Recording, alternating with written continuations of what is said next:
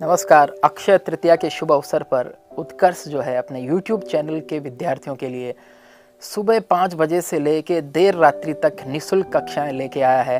आप इन faculty members से पूरे दिलो दिमाग से समझिए, ईयरफोन लगा के एकांत में बैठकर हाथ में रजिस्टर लेकर पेन से नोट्स बनाते हुए लिखिए।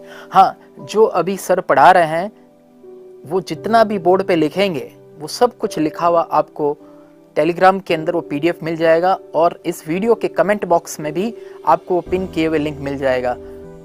उत्कर्ष ऐप में आपको पता ही है 26 और 27 अप्रैल को बहुत ही ज़बरदस्त छूट दे रखी है हर कोर्सेज के ऊपर। आप ज़रूर उत्कर्ष ऐप में यदि ऑनलाइन कोर्स आपने नहीं खरीदा है तो ज़रूर खरीद लीजिए। ऐसा अवसर दोबारा नहीं आएगा। लॉकडाउन कितने दिन तक चलेगा ये अलग बात है। कोचिंग सेंटर अभी कम से कम 2 से 3 महीने तक बंद रहने वाले हैं। इस स्थिति में आप घर बैठ के उत्कर्ष क्लासेस के माध्यम से हमारी टॉप के फैकल्टी मेंबर्स जो आज और कल दिन भर पढ़ा रहे हैं इनको आप देखेंगे। टॉप के फैकल्टी मेंबर्स, उनसे आप घर बैठे लाइव क्लासेस ले पाएंगे।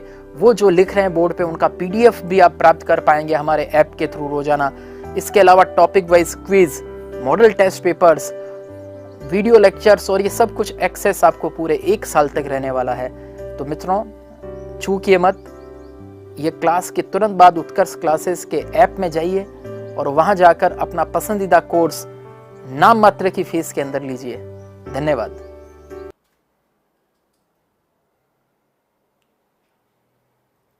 नमस्कार बंधुओं, आप सभी का बहुत बहुत स्वागत, अभिनंदन है। उत्कर्ष परिवार में आप सभी बंधुओं का बहुत बहुत स्वागत और अभिनंदन है। नमस्कार, सुप्रभात, गुड मॉर्निंग, बहुत बहुत स्वागत, अभिनंदन। जैसा कि आप सभी को ये अच्छे से विदित है कि उत्कर्ष ने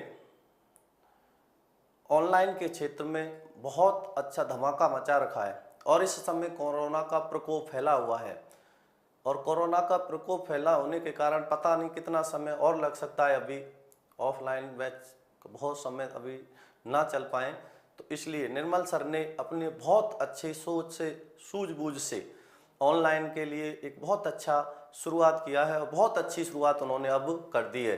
जैसा आप सभी को आज विदित होगा कि अक्षय तृतीया है और अक्षय तृतीया के ऊपर भगवान की कृपा से और निर्मल सर जी ने बहुत ही अच्छा ऑफर निकाला है कोर्स में। सभी कोर्सों में उन्होंने बहुत अच्छा डिस्काउंट के साथ में दिया है।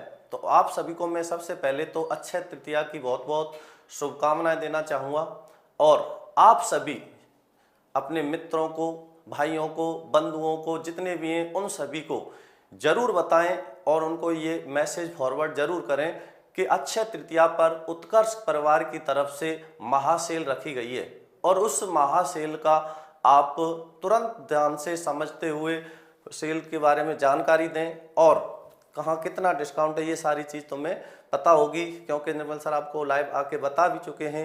तो सबसे पहले मैं सहदेव चौधरी आपको कहना चाहूँगा कि जैसे कि आपको पता है उत्कर्ष के बारे में आपने अच्छे से सुना भी है कि उत्कर्ष में ऐसा नहीं होता कि कोई हल्का टीचर रख लें। आप जानते हो निर्मल सर एक बहुत ही सुंदर और बहुत ही ज़्यादा टिकाऊ ऐसी फैकल्टी रखते हैं जो कुछ दम भी होता है उनमें। उसी प्रकार मैं आपको कुछ हिंदी के कुछ महत्वपूर्ण पेपर में प्रश्न आए हुए हैं जो वो बताऊंगा, ठीक है ना। तो सभी एक बार यहाँ ध्यान दें और ध्यान देते हुए समझते हुए चलें। तो देखो, हम शुरुआत करते हैं हिंदी के महत्वपूर्ण जो पूर्व परीक्षाओं में प्रश्न पूछे गए हैं उनसे, ठीक है ना। तो सबसे पहले एक प्रश्न है, वर्तनी की दृष्टि से शुद्ध शब्द है। वर्तनी की दृष्टि से शुद्ध शब्द है। अब यहां पर हम देखेंगे शुश्रूषा, शुश्रूषा, शुश्रूषा और शुश्रूषा। बहुत बार ये प्रश्न पेपर में पूछा जा चुका है, रिपीट होता रहता है, आता रहता है, लेकिन इसमें सबसे ज्यादा गलत होने का जो मुख्य कारण होता है वो क्या कारण होता है, किस वजह से ये प्रश्न पेपर में गलत हो जाता है। तो देखो, इसमें ध्यान रखना है, हमें कोई भी शब्द रटना नहीं होता, समझना होता है। समझना कैसे होता है कि सबसे पहले जो इसमें से आता है वो कौन सा आता है, तालव्य से। तालव्य से आता है और उसमें मात्रा होती है छोटे ऊ की। तो यहाँ पर जो शुश्रूषा होगा वो कौन सा होगा, पहला सही होगा। इसका तो आपको ध्यान विशेष रूप से रखना है, क्योंकि ये पेपर में ये हुआ, एक शब्द और होता है उज्ज्वल। ये भी पेपर में बहुत पूछा जाता है, ये भी पेपर में बहुत पूछा जाता रहता है, तो इसका आपको विशेष ध्यान रखना है। तो वर्तनी की दृष्टि से कौन सा शब्द शुद्ध होगा? पहला, शुश्रूषा। इनमें से किस शब्द में बे उपसर्ग नहीं है? प्रश्न है कि इनमें से किस शब्द में बे उपसर्ग नहीं है? सबसे पहला है बेचारा, बेचान, बेईमान, बेवकूफ। तो देखिए, इसमें देखोगे, ध्यान से समझोगे तो पता लग जाएगा, जो बे उपसर्ग होता है ये फारसी भाषा का उपसर्ग होता है, और जो बोध किसका कराता है? नहीं का। किसका बोध कराता है? नहीं का। जैसे कि मैंने कहा बेचारा, बेचारा, कोई चारा ही नहीं, जिसका कोई चारा ही नहीं, मतलब बेचारा है। बेचान, बेईमान, बेवकूफ, वकूफ, बेवकूफ, ठीक है ना, ईमान, बेईमान, लेकिन क्या होगा? बेचान। तो इस किस शब्द में बे उपसर्ग नहीं है? बेचान शब्द में बे उपसर्ग नहीं है। वर्तनी की दृष्टि से कौन सा शब्द अशुद्ध है? वर्तनी की दृष्टि से कौन सा शब्द अशुद्ध है? शूर्पणखा, सर्पिणी, श्वेतांगी, चतुरिणी। देखो, शूर्पणखा बिल्कुल शुद्ध है, शूर्पणखा बिल्कुल शुद्ध होता है, शूर प्लस पण प्लस खा, शूर्पणखा। सर्पिणी, सर्प धन इनी, सर्प मूल शब्द है, इनी इसमें प्रत्यय जो स्त्रीलिंग का बोध कराता है। और नियम होता है कि यदि री, रे और से के बाद में कहीं भी न आ जाए, इस न का क्या हो जाता है? अणे हो जाता है। तो यहां पर देखिए, सर्प में क्या आ रहा है? रे आ रहा है, और इसमें प्रत्यय क्या जोड़ दिया? इनी। जब इसमें इनी प्रत्यय जोड़ा तो रे के कारण इस न का क्या हो जाता है? अणे हो जाता है। जब मिला के लिखेंगे तो क्या बना? सर्पिणी। आगे देखिए, श्वेतांगी, श्वेत प्लस अंग धन ई शब्द है श्वेतांगी। श्वेतांगी का क्या होगा? श्वेत धन अंग धन ई, श्वेत धन अंग धन ई। ई इसमें क्या है? प्रत्यय है। ए और अ मिलके क्या हो गया? दीर्घा। जब मिला के लिखा तो क्या बना? श्वेतांगी। हाँ बिल्कुल, आप सभी का उत्तर बिल्कुल सही है, सही होगा इसका चौथा। चतुरिणी नहीं होता, चतुरंगिणी होता है। क्या होता है? चतुरंगिणी, सेना सेना। तो इसका उत्तर होगा वो क्या होगा? चतुरिणी, क्योंकि चतुरिणी नहीं होता, चतुरंगिणी होता है। इसलिए उत्तर क्या हुआ इसका? बिल्कुल आप सभी का बिल्कुल सही जवाब है, हाँ चतुरिणी होगा। आगे देखिए,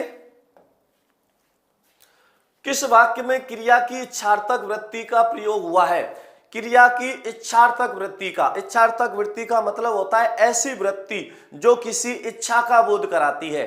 ऐसी वृत्ति जो किसी इच्छा का बोध कराती है वो क्या कहलाती है? इच्छार्थक वृत्ति। अब इसमें देखिए, संभवतः वह शाम तक लौट आएगा, संभवतः वह शाम तक लौट आएगा। तो यहां क्या की जा रही है? संभावनार्थक वृत्ति। डाकिया चिट्ठी क्यों नहीं लाया? डाकिया चिट्ठी क्यों नहीं लाया? अब इसमें क्या बोध कराया जा रहा है कि डाकिया चिट्ठी क्यों नहीं लाया? ये प्रश्नार्थक वृत्ति है। ईश्वर सबका कल्याण करे। मैं चाहता हूं कि ईश्वर आपका, आपके परिवार वालों का, सभी का क्या करे? कल्याण करे। तो ये मेरी क्या है? इच्छा है। मेरी ऐसी इच्छा है कि ईश्वर आप सबका क्या करे? कल्याण करे। तो ये कैसी वृत्ति होगी? इच्छार्थक। श्याम विद्यालय चला गया होगा, श्याम विद्यालय चला गया होगा। ये किसका बोध कराया जा रहा है? यहां पर बोध कराया जा रहा है संभावनार्थक वृत्ति का। किसका बोध कराया जा रहा है? संभावनार्थक वृत्ति का। तो इसमें इच्छार्थक वृत्ति कौन सी हुई? ईश्वर सबका कल्याण करे। बिल्कुल, सभी का बिल्कुल सही है। अगला प्रश्न है, कौन सा शब्द केश का पर्यायवाची नहीं है? केश मतलब कहते हैं ना बाल, तो कौन सा शब्द केश का पर्यायवाची नहीं है? विकल्प पहला है कुंतल, कच, शिरोरूह और सरोरूह। शिरोरूह और सरोरूह कौन सा है? इसका उत्तर क्या होगा? केस के पर्यायवाची कौन सा नहीं है इसमें से केस का कौन सा पर्यायवाची नहीं है? बहुत अच्छा उदाहरण है, बहुत ही महत्वपूर्ण उदाहरण है। तो इसमें केस का पर्यायवाची कुंतल होता है, बिल्कुल होता है, कच भी होता है, शिरोरूह होता है, शिरय धन रूह, शिरय धन रूह और सरोरूह। तो देखो इसमें तो क्या होगा? शिरय धन रूह, शिरय धन रूह। विसर्ग से पहले ए या आ हो और विसर्ग के बाद में घोष वर्ण आ जाए तो विसर्ग का हो जाता है ओ। तो यहां हो गया शिरोरूह। और सरोरूह मतलब होता है सरय धन रूह। अब विसर्ग से पहले क्या है? ए है, बाद में भी क्या है? घोष वर्ण, विसर्ग का हो गया ओ। सरय माने होता है तालाब का, रूह मतलब होता है भाग। तो देखो शिरय रूह और सरय रूह। सरय रूह का मतलब क्या होता है? तालाब का रूह। अब इस समय तालाब का रूह क्या होता है? कमल। क्या होता है? कमल। तो ये किसका है? पर्यायवाची कमल का। बाकी तीनों किसके हैं? केस के। इसलिए इसका उत्तर क्या होगा? चौथा होगा।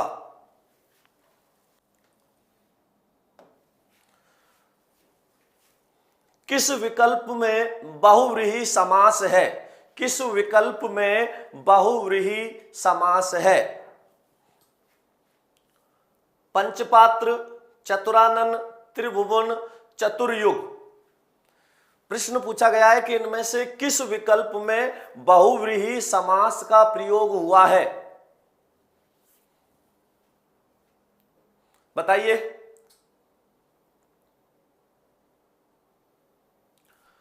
पंचपात्र, चतुरानन, त्रिभुवन और चतुर्युग।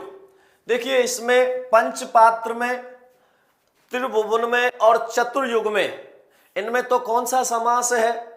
द्विगु। लेकिन यहां चतुरानन में कौन सा समास होगा? बहुव्रीहि।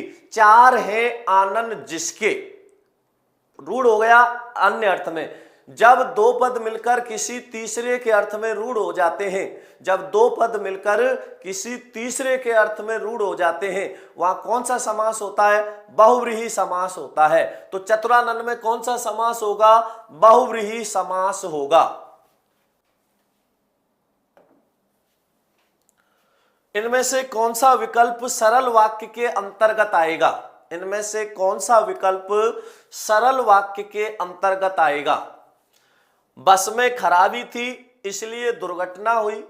बहुत ही अच्छा प्रश्न है। बस में खराबी थी इसलिए दुर्घटना हुई। प्रधानमंत्री ने कहा कि हम शांति और युद्ध दोनों के लिए तैयार हैं। छात्रा ने बहुत ओजपूर्ण स्वरचित कविता सुनाई। श्याम आया और मोहन चला गया।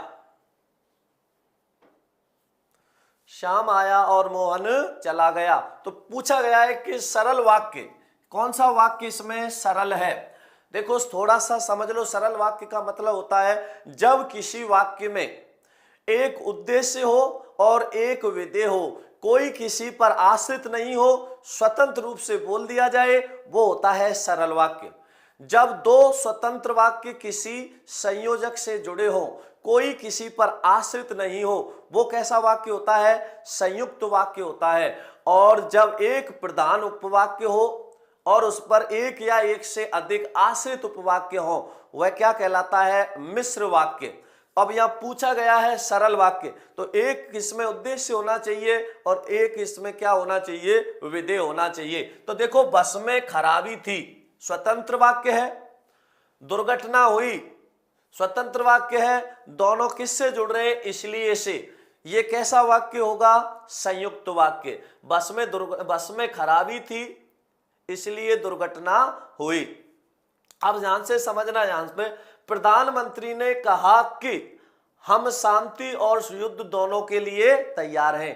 तो प्रधानमंत्री ने कहा, अब जो कहा वो क्या है बताना पड़ेगा, तो ये क्या हो गया आश्रित। तो प्रधान उपवाक्य क्या है, प्रधानमंत्री ने कहा। अब प्रधानमंत्री जी कौन है, संज्ञा, तो इसको संज्ञा आश्रित कहेंगे, संज्ञा आश्रित उपवाक्य कहेंगे। तो प्रधानमंत्री ने कहा कि हम शांति और युद्ध दोनों के लिए तैयार हैं। प्रधान उपवाक्य प्रधानमंत्री ने कहा कि हम शांति और युद्ध दोनों के लिए तैयार हैं, ये आश्रित हो गया। ये कैसा वाक्य होगा, मिश्र वाक्य।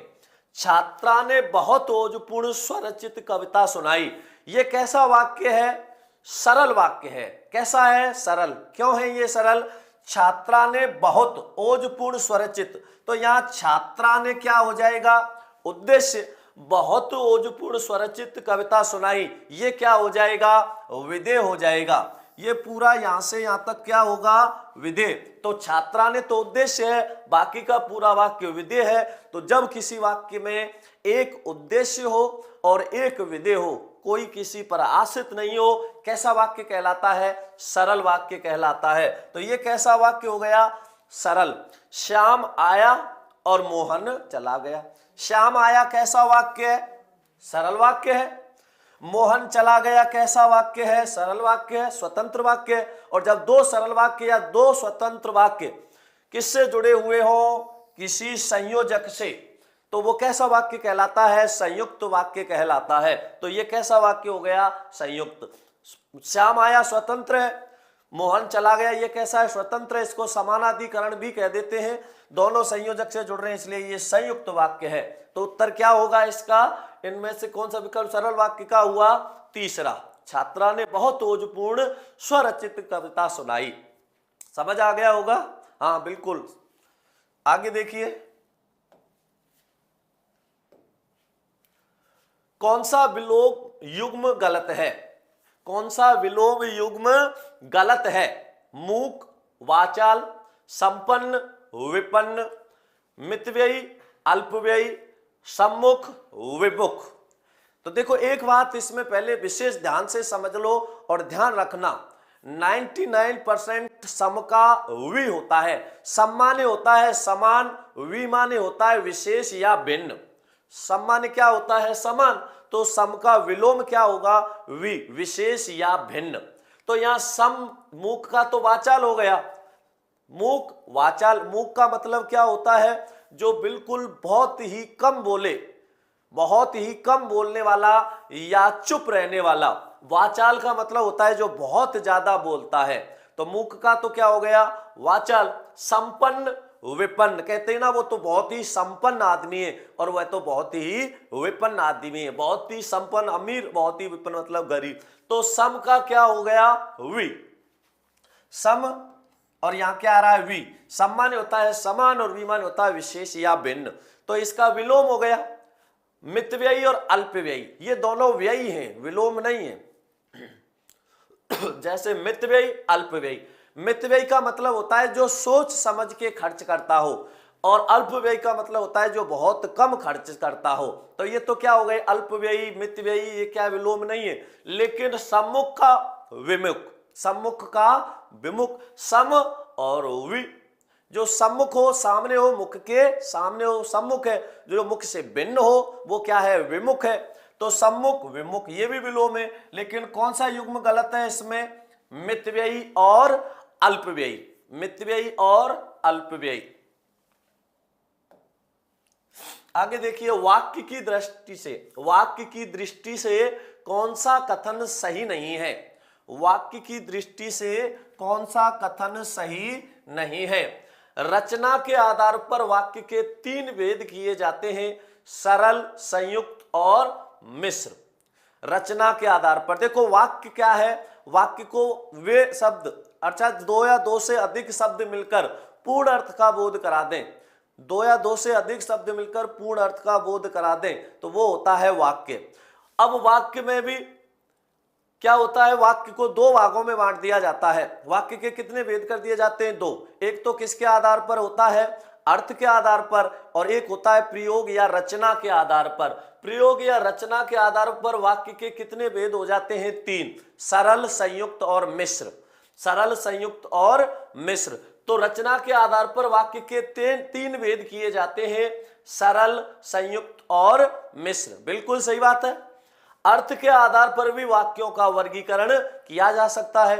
अर्थ के आधार पर वाक्यों को 8 भागों में बांट दिया जाता है, 8 भेद होते हैं। बिल्कुल सही है। उद्देश्य और विधेय वाक्य के आवश्यक घटक माने गए हैं। बिल्कुल, उद्देश्य और विधेय वाक्य के 2 आवश्यक या अनिवार्य घटक होते हैं। तो यह भी बिल्कुल सही है। क्रिया को उद्देश्य और कर्ता को विधेय कहते हैं, यह बात गलत है। या उल्टा है, कर्ता को तो क्या कहते हैं, उद्देश्य कहते हैं, और क्रिया को क्या कहेंगे, विधेय। अर्थात कर्ता और कर्ता का विस्तारक ये तो कहलाता है उद्देश्य, बाकी का पूरा वाक्य कहलाता है विधेय। तो कर्ता और कर्ता का विस्तारक क्या होगा, उद्देश्य, बाकी का पूरा वाक्य क्या होगा, विधेय होता है। जैसे मैंने कहा, कृष्ण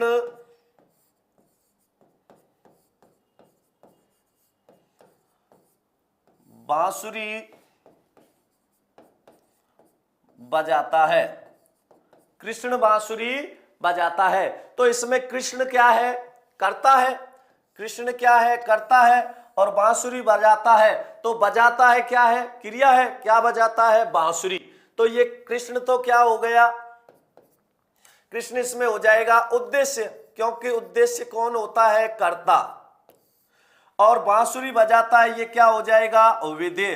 अर्थात ऐसे कह सकते हैं, कर्ता और कर्ता का विस्तारक उद्देश्य कहलाता है, बाकी का पूरा वाक्य विधेय कहलाता है। और विधेय में आते हैं क्रिया, क्रिया का विस्तारक, कर्म, कर्म का विस्तारक, पूरक, पूरक का विस्तारक। पूरक वह होता है जब क्रिया भी नहीं हो, कर्म भी नहीं हो, तो वह क्या होगा, पूरक होगा।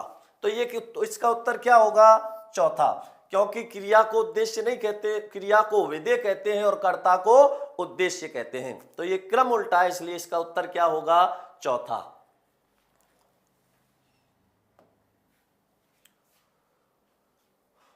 इनमें मिश्र वाक्य कौन सा है, मिश्र वाक्य पूछा गया है कि इनमें से मिश्र वाक्य कौन सा है। पहला विकल्प है, प्रधानाध्यापक जी ने कहा कि कल विद्यालय बंद रहेगा। प्रधानाध्यापक जी ने कहा कि कल विद्यालय बंद रहेगा। बहुत से छात्र पुस्तकालय में हिंदी व्याकरण की पुस्तक पढ़ रहे हैं। बहुत से छात्र पुस्तकालय में हिंदी व्याकरण की पुस्तक पढ़ रहे हैं। लड़के मैदान में एक सभा का आयोजन कर रहे हैं। लड़के मैदान में एक सभा का आयोजन कर रहे हैं। सतीश खाना खाकर उठा और हरीश खाना खाने बैठा। बहुत ही अच्छे विकल्प दिए हैं, समझो इनको ध्यान से। क्या होगा इसका उत्तर, थोड़ा सा सोचिए और फिर समझो कि किस प्रकार इनका उत्तर निकालना होता है। बहुत आसान होता है। बहुत बहुत धन्यवाद देना चाहूंगा मैं निर्मल सर को, जो इतना ध्यान दिया उन्होंने और आपको घर बैठे हुए इतनी अच्छी सुविधा उपलब्ध कराई। आपको बहुत अच्छे से विदित है इस बात का कि आने वाले समय में ऑनलाइन को बहुत ज्यादा महत्व दिया जाएगा। और पता नहीं इन सर को पहले ही से ही ये विदित था क्या कि इन्होंने इतने बड़े स्तर पर इतनी अच्छी सुविधाएं पहले से ही कर रखी थी। हालांकि आप सब अच्छे से जानते हैं, सभी को ये चीज पता है कि उत्कर्ष का ऑनलाइन के मुकाबले में, ऑफलाइन के मुकाबले में मुकाबला नहीं है। बहुत ही अच्छी क्वालिटी, और ये सब चीज अपने मित्र जो आपके यहाँ उत्कर्ष में आते हैं या पढ़ रहे हैं उनसे पूछ सकते हो, उनको पता है। और इसको अभी जो आने वाला समय है ये सबसे ज्यादा ऑनलाइन को ही महत्व आने देने वाला है, क्योंकि देख रहे हो आप जिस तरह से ऑफलाइन के तो कोई संभावना ही नहीं है अभी, इसलिए ऑनलाइन को बहुत ज्यादा महत्व दिया जाएगा। और बहुत ज्यादा महत्व देने के लिए आप अच्छे से देखते हो, जैसे मान लो आप देखते हो यूट्यूब पे या किसी और जगह पर देखते होंगे, वहां ऐड आ रहे हैं या कोई दिक्कत हो जाती है, लेकिन आप उत्कर्ष के ऐप में देखते होंगे ना तो कोई ऐड आता ना कोई वैसे कोई दिक्कत होती। जैसे आप देखते तो आप पूर्ण मनोयोग से पढ़ते हैं और बड़े विस्तार से पढ़ाया जाता है। ये चीज आपको पता होगी, आपके मित्रों से पूछिए, उनको अच्छे से पता है। तो आप इस चीज से बेफिक्र रहें कि ऑनलाइन में ऐसा पढ़ाया नहीं जाता, बहुत ही विस्तार से और बहुत अच्छे से पढ़ाया जाता है। और ये चीज तो मैं आपसे फिर कह रहा हूं कि आने वाला समय ऑनलाइन के लिए सबसे ज्यादा जरूरी होगा। इसलिए आप इस चीज को विशेष ध्यान से समझें। अपने मित्र हैं, भाई हैं, बंधु हैं, जितने भी आपके जानकार हैं, उन सबको इसके बारे में बताइए कि अक्षय तृतीया पर उत्कर्ष परिवार की तरफ से महासेल का आयोजन किया गया है आज और कल 2 दिन के लिए। 2 दिन महासेल रहेगी 26 और 27 अप्रैल के लिए। इस महासेल का आप विशेष रूप से फायदा उठाइए, ठीक है ना। तो देखो इसमें मिश्र वाक्य कौन सा है। प्रधानाध्यापक जी ने कहा कि कल विद्यालय बंद रहेगा। अब यहां प्रधानाध्यापक जी ने कहा, बात पूरी नहीं हुई, क्या कहा ये बताना तो पड़ेगा। अब बताना पड़ेगा इसका मतलब ये प्रधान उपवाक्य आश्रित उपवाक्य के ऊपर रहेगा। प्रधानाध्यापक जी ने कहा, ये प्रधान उपवाक्य संज्ञा आश्रित है प्रधानाध्यापक जी। अब जो कहा वो बताना पड़ेगा, तो जो कहा वो बताना पड़ेगा, तो वो आश्रित उपवाक्य हो गया। तो ये कैसा हो गया, मिश्र वाक्य। कैसा वाक्य हो गया, मिश्र वाक्य। दूसरा है बहुत से छात्र पुस्तकालय में हिंदी व्याकरण की पुस्तक पढ़ रहे हैं। तो ये कैसा वाक्य है, सरल। बहुत से छात्र, बहुत से छात्र, तो बहुत से छात्र ये तो क्या हो गया, उद्देश्य। पुस्तकालय में हिंदी व्याकरण की पुस्तक पढ़ रहे हैं, ये क्या हो जाएगा, विधेय। तो जिस वाक्य में एक उद्देश्य और एक विधेय हो वो कैसा वाक्य कहलाता है, सरल वाक्य। अब उद्देश्य एक का मतलब एक ही कर्ता से नहीं होता, कर्ता 1, 2 क्या 3 भी हो सकते हैं, क्रिया 1, 2 या 3 हो सकती है, लेकिन तीनों क्रिया जुड़ी होंगी, तीनों क्रिया जुड़ी होंगी। एक उदाहरण ध्यान से समझना, मैं लिख रहा हूं, ध्यान देना, आपको समझ में आ जाएगा। मैंने लिखा मोहन, सोहन और रोहन। मोहन, सोहन और रोहन पढ़ लिख और गा रहे हैं। मोहन, सोहन और रोहन पढ़ लिख और गा रहे हैं। अब यहां पर देखिए मोहन, सोहन और रोहन, ये भले ही कर्ता 3 हैं, लेकिन तीनों मिलकर एक ही बात का बोध करा रहे हैं, इसलिए ये तो हो जाएगा उद्देश्य। ये क्या होगा, उद्देश्य। पढ़ लिख और गा रहे हैं, देखो पढ़ना, लिखना और गाना 3 क्रिया है, लेकिन मिलके ये तीनों एक ही क्रिया का बोध करा रहे हैं, इसलिए ये क्या हो जाएगा, विधेय। तो जब किसी वाक्य में एक उद्देश्य हो और एक विधेय हो, वो कैसा वाक्य कहलाता है, सरल वाक्य कहलाता है। तो ये कैसा वाक्य हुआ, सरल। तो ये मत सोच लेना कि एक से ज्यादा कर्ता आ रहे हैं, कर्ता एक से ज्यादा नहीं है, ये तीनों मिलके एक समूह का बोध करा रहे हैं, और पढ़ लिख और गा तीनों मिलके क्रिया एक समूह का बोध करा रही है, इसलिए कैसा वाक्य होगा, ये सरल। तो ये तो क्या हो गया, मिश्र। ये कैसा वाक्य है, सरल वाक्य है। लड़के मैदान में एक सभा का आयोजन कर रहे हैं। अब ये भी कैसा है, सरल वाक्य। लड़के मैदान में एक सभा का आयोजन कर रहे हैं, तो यहां लड़के तो क्या हो गया, उद्देश्य। मैदान में एक सभा का आयोजन कर रहे हैं, ये पूरा वाक्य क्या हो जाएगा, यहां से मैदान से और रहे तक, ये वाक्य होगा विधेय। तो लड़के उद्देश्य हो गया, बाकी पूरा विधेय हो गया, तो सरल वाक्य। सतीश खाना खाकर उठा, सतीश खाना खाकर उठा और हरीश खाना खाने बैठा। 2 स्वतंत्र वाक्य संयोजक से जुड़ रहे हैं, और से। ये भी स्वतंत्र है, ये भी स्वतंत्र वाक्य है। किससे जुड़ रहे हैं, संयोजक से। कैसा वाक्य होगा, संयुक्त वाक्य। कैसा होगा, संयुक्त वाक्य। समझ में आ गया। हाँ, तो इसका उत्तर पहला होगा।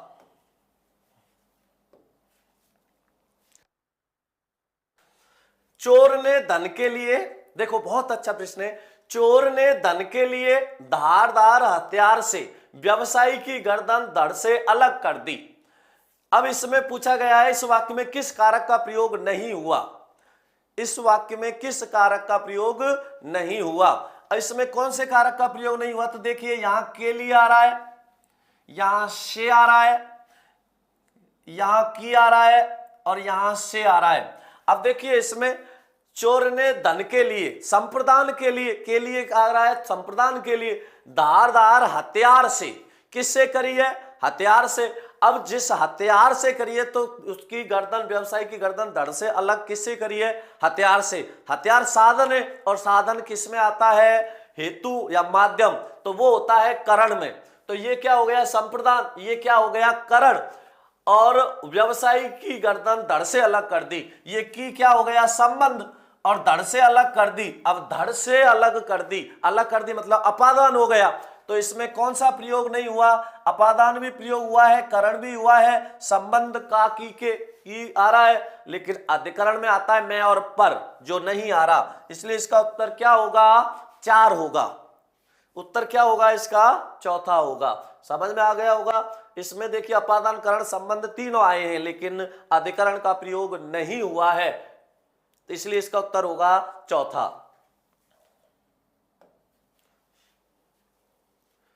किस शब्द में करण तत्पुरुष समास नहीं है? किस शब्द में करण तत्पुरुष समास नहीं है? मनमाना, ईश्वर दत्त, तुलसीकृत, पदच्युत। बहुत ही महत्वपूर्ण उदाहरण है और पूछा जाता रहता है, समझना ध्यान से। किस शब्द में करण तत्पुरुष समास नहीं है? नहीं पूछ रहा है। मनमाना मतलब है इसका, मनमाना का होता है मन से माना। कहते ना वो तो मनमानी करता है, मतलब जो मन से ही करता है, जो कुछ भी करता है, इसका मतलब मन से माना। करण तत्पुरुष होगा ईश्वर दत्त। ईश्वर दत्त का मतलब होता है ईश्वर के द्वारा दत्त।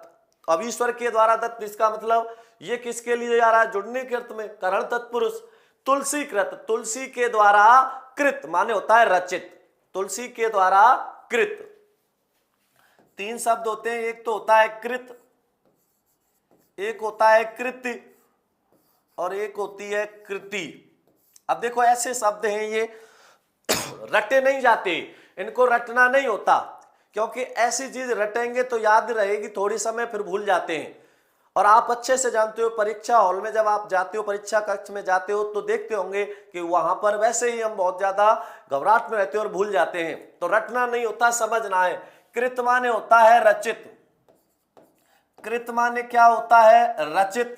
अब देखिए छोटी ई है इसमें, कैसी? छोटी। तो छोटी क्या होती है? रचना। और बड़ी कौन होती है? रचनाकार। छोटी क्या होती है? रचना। और बड़ी क्या होती है? रचनाकार। और रचनाकार होगी तो बड़ी होगी, और रचनाकार महिला भी बहुत है। तो कृत माने हो गया रचित। तो तुलसी कृत का मतलब होता है तुलसी के द्वारा रचित। और पदच्युत, पदच्युत का मतलब होता है पद से च्युत कर देना, अलग कर देना। और अलग के लिए आ रहा है, इसलिए इसमें क्या होगा? अपादान तत्पुरुष समास। अपादान तत्पुरुष समास। अपादान तत्पुरुष समास। तो इसमें कौन सा नहीं होगा? करण पदच्युत नहीं होगा। तो इसका ध्यान रखना होता है, बहुत बार परीक्षाओं में ये पूछा जाता रहता है। आगे, अर्थभेद की दृष्टि से समश्रुत भिन्नार्थक शब्द युग्म का कौन सा विकल्प सही है? सही विकल्प पूछा गया है, तो इसमें 3 गलत होंगे और 1 सही होगा। देखो ग्रह और ग्रह, ग्रह और गृह। अब ग्रह और गृह में देखो क्या है? ग्रह का मतलब होता है नक्षत्र आदि आकाशीय पिंड, और गृह का मतलब होता है घर। इस ग्रह का मतलब क्या होता है? घर। जबकि यहां ग्रह क्या दे रखा है? ग्रह, इस ग्रह घर की जगह पे उल्टा कर दिया, इसमें ग्रह को तो क्या कर दिया है? घर। जबकि इसका तो अर्थ क्या है? ये, और ये किसका है? इसका है, तो ये उल्टा है, तो इसका क्या हो गया? गलत होगा। अपत्य और अपथ्य, अपत्य और अपथ्य होता है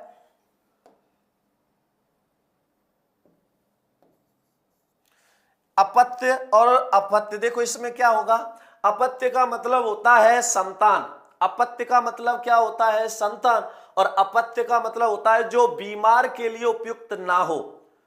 पथ्य का मतलब होता है रोगी के लिए भोजन या उपयोगी, और अपत्य का मतलब होता है जो बीमार के लिए उपयुक्त ना हो। तो ये बिल्कुल सही है। अवधि और अवधि। अब देखो एक शब्द है अवधि और एक होता है अवधि। अवधि और अवधि, समझना है इसको। मैं पहले कह चुका हूं कोई भी चीज रटनी नहीं है, रटनी नहीं है। सबसे महत्वपूर्ण बात यह ध्यान रखनी है, समझनी है। अवधि और अवधि, अब देखो यहां ई कैसी आ रही है छोटी और यहां कैसी आ रही है बड़ी। अब छोटी क्या होती है, समय या सीमा। अवधि माने क्या होगा, समय। और अवधि बड़ी क्या होती है, भाषा। अवधि भाषा, जैसे हिंदी, पंजाबी, गुजराती, वैसे ही अवधि क्या है, भाषा है। तो अवधि समय होता है और अवधि भाषा। तो यहां पर कैसे दे रखा है, उल्टा दे रखा है। कैसा दे रखा है, यहां पर उल्टा दे रखा है। अब उल्टा दे रखा है तो इसका क्या होगा, अवधि का तो मतलब क्या होता है, समय, और अवधि ये क्या है, एक भाषा है। अवधि क्या है, एक भाषा है। हाँ बिल्कुल। जलद और जलज, अब इसमें जलद और जलज देखो, यदि जल का मतलब है पानी, यदि जल या पानी के पर्यायवाची में जा जोड़ देते हैं तो किसके बन जाते हैं, जल में जन्म लेने वाला कमल के। अगर द जोड़ देते हैं तो किसके बन जाते हैं, बादल के। और यदि पानी के पर्यायवाची में धी जोड़ देते हैं तो किसके बन जाते हैं, समुद्र के। तो यहां पर देखिए दैमाने होता है देना और जामाने होता है जन्म। तो जल को देने वाला कौन होता है, बादल, और जल में जन्म लेने वाला कौन होता है, कमल। तो ये क्रम कैसा कर दिया है यहां, उल्टा। तो इसलिए ये अलग होगा। तो इसमें जो अर्थवेद की दृष्टि से जो सही है वो कौन सा है, दूसरा। समझ में आ गया होगा।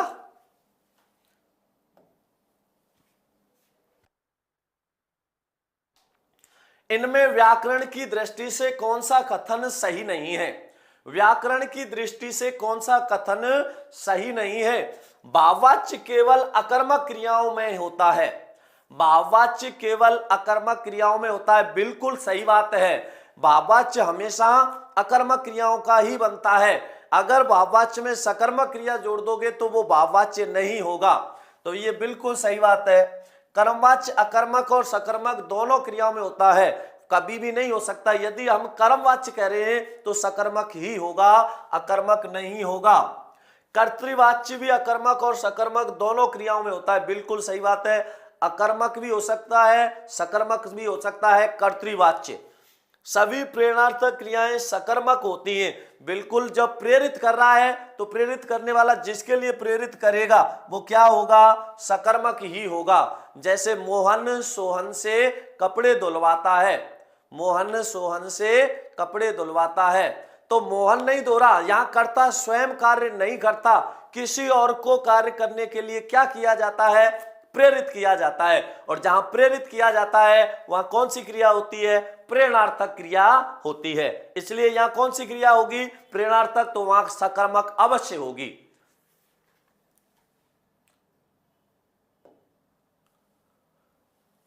जिसको थोड़ा ज्ञान हो, जिसको थोड़ा ज्ञान हो, वाक्यांश के लिए सार्थक शब्द होगा।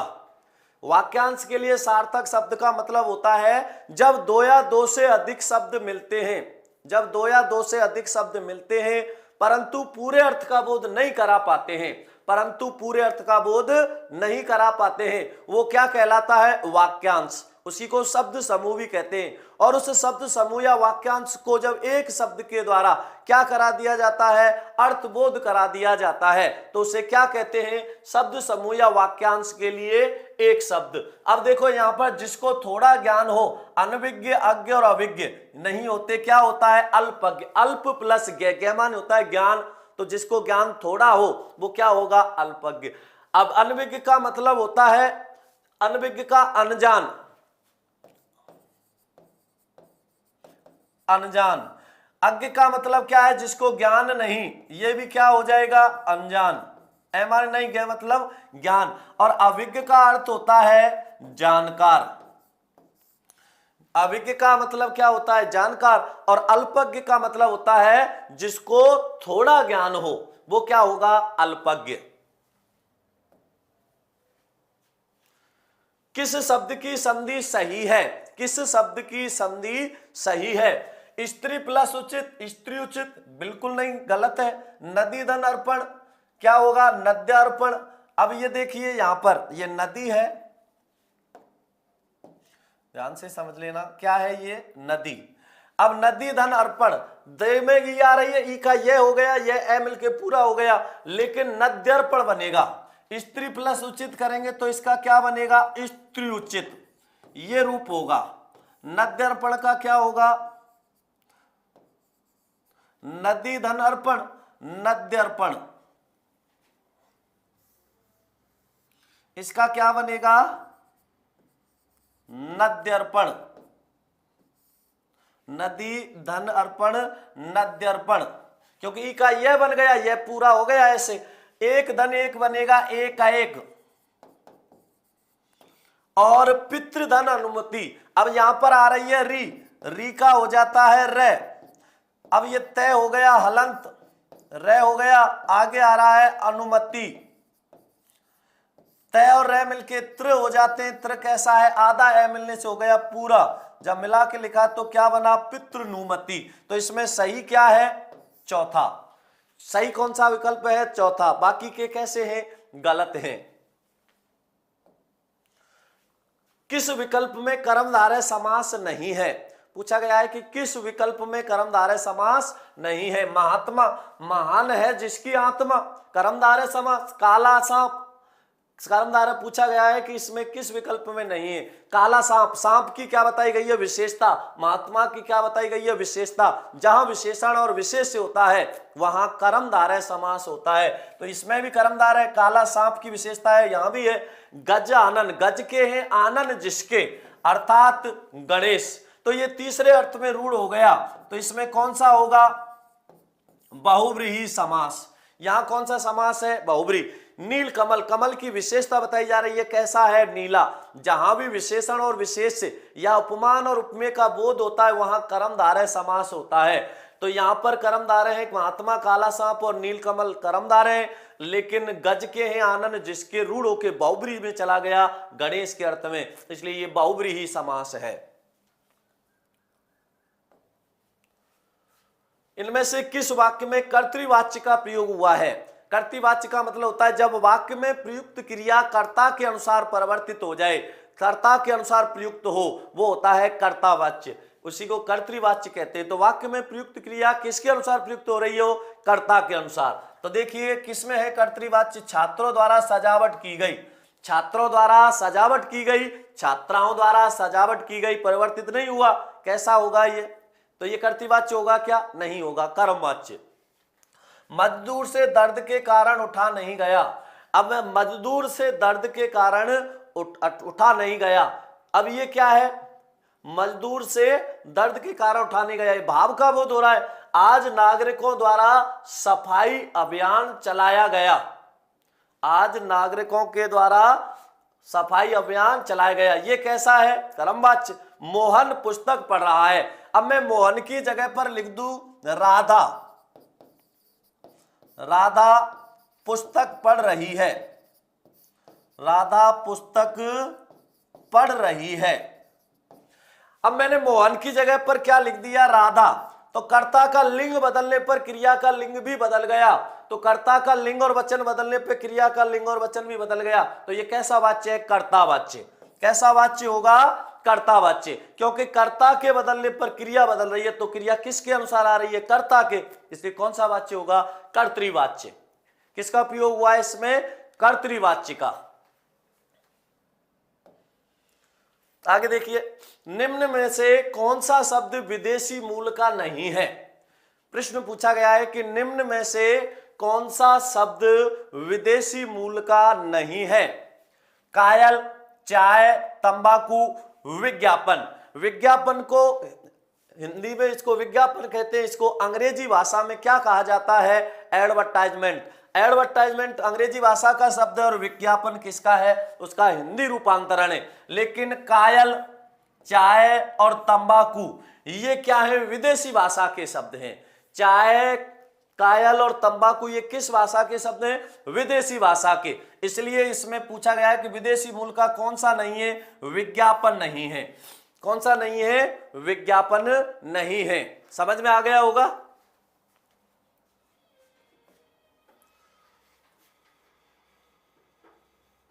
देखो, कलई खुलना, कलई खुलना मुहावरे का भावार्थ है। कलई खुलना मुहावरे का भावार्थ है। कहते हैं कि उसकी तो कलई खुल गई, उसकी तो कलई खुल गई। कलई खुल गई मुहावरे का भावार्थ है कपड़े की सिलाई खुल जाना। क्या भावार्थ होगा? कपड़े की सिलाई खुल जाना, बर्तन की कलई उतर जाना, रहस्य प्रकट हो जाना। कहते नहीं है क्या, उसकी तो कलई खुल गई, मतलब पोल खुल गई की तरह है, ये रहस्य प्रकट हो गया। कलई खुल जाने का मतलब होता है रहस्य प्रकट हो जाना। आगे देखिए, किस शब्द का संधि विच्छेद गलत है? गलत संधि विच्छेद किसमें हुआ है? प्रतीक्षा, प्रतीक्षा, प्रतिधन, इच्छा। अब ये ध्यान रखना, प्रतिधन इच्छा, इच्छा नहीं होता, इच्छा होता है। क्या होता है? इच्छा होता है। इसलिए इसका उत्तर क्या होगा? पहला ही। और देख लो आगे, मधुधन हरि, उ का क्या हो जाएगा? वह। मधुधन हरि क्या बनेगा? मध्वरी। मधु माने होता है मधु नामक राक्षस का, अरि माने होता है शत्रु। एक शब्द होता है अरे और एक होता है अरि। तो अरि माने क्या होता है? शत्रु। और बड़ी कौन होती है? सखी। अब सखी है तो बड़ी होगी, तो अरि माने शत्रु और अरि माने होता है सखी। तो मधु नामक राक्षस का शत्रु है जो मध्वरी, तो ऊ का बन गया वह, गुण संधि, सॉरी यण संधि। ई का ये हो जाता है, ऊ का वह हो जाता है। तो यहां कौन सी संधि है? यण संधि। ठीक है ना? ये बिल्कुल सही है क्या? नहीं है, इसमें इच्छा होना चाहिए था। यथा दृढ़ इष्ट क्या बनेगा? यथेष्ट। आ और ई मिलके क्या हो जाएंगे? ए। और ये मिल हो गए तो क्या बनाया? गुण संधि। और पौधनक क्या बनेगा? पावक। ये किसमें कौन सी है? अयादि संधि। तो यहां ध्यान रखना है कि ये इच्छा नहीं इच्छा होता है, इसलिए गलत संधि विच्छेद किसका हो रखा है? प्रतीक्षा का। इनमें देशज शब्द है, पूछा गया है कि इनमें से देशज शब्द कौन सा है? देशज शब्द वे शब्द होते हैं जिनकी उत्पत्ति का कोई स्रोत नहीं होता, देश में ही जन्मे शब्द। अर्थात वे शब्द जो मनगढ़ंत होते हैं, जिनकी उत्पत्ति का कोई स्रोत नहीं होता, क्षेत्रीय जनता द्वारा अपनी आवश्यकता के अनुसार गढ़ लिए गए या रच लिए गए शब्द क्या कहलाते हैं? देशज। नाम से ही पता लग रहा है, देश में ही जन्मे शब्द। तो इनमें कौन सा है देशज शब्द? झोंपड़ी। ये झोंपड़ी क्या होता है? देशज शब्द होता है, इसलिए इसका उत्तर क्या होगा? झोंपड़ी। जैसे बाप, बुद्धू है, लोटा है, मुक्का है, घेवर है, भिंडी है, बाजरा है, उपला है, छोरा है, छोरी है, मुक्का है, ये सब कैसे शब्द होते हैं? देशज शब्द होते हैं, क्योंकि इनकी उत्पत्ति का कोई स्रोत नहीं होता, कहां से आए हैं ये पता नहीं होता।